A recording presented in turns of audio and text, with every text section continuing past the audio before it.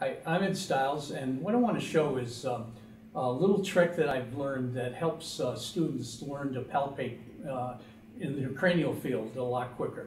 Because lots of courses, they teach the bones individually, but then the student has the time trying to get a picture of all the bones and how they work together. And I found this little kind of sphenoid dance little routine can help that. So say let's assume for a moment that my trunk is the body of the sphenoid. And with my arms up like this, these would be the greater wings of the sphenoid. Now, as I go forward into flexion, you can see the greater wings are going to go forward.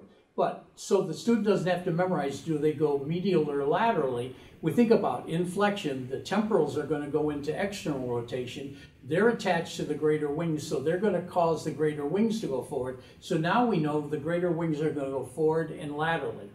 Also, as that body goes forward, the vomer is going to push down on the maxilla and the palatines that enables them to go into external rotation. Then if we put my arms down, then these would be the pterygoid plates. And as I go forward, the pterygoid plates are going to go backwards, but are they going to go medial or laterally? Well, because the vomer is pushing down on the maxilla and the palatines and taking them laterally, the palatines articulate with the pterygoid plates, so they carry them also laterally. So now we know the pterygoid plates in flexion go back and laterally. Now, that would be the classic patterns, and from that, a student can figure out what every bone would be doing in that sphenobasilar flexion pattern, and they would also know that if they do the opposite, they could figure out what each bone is doing when it goes into sphenobasilar extension.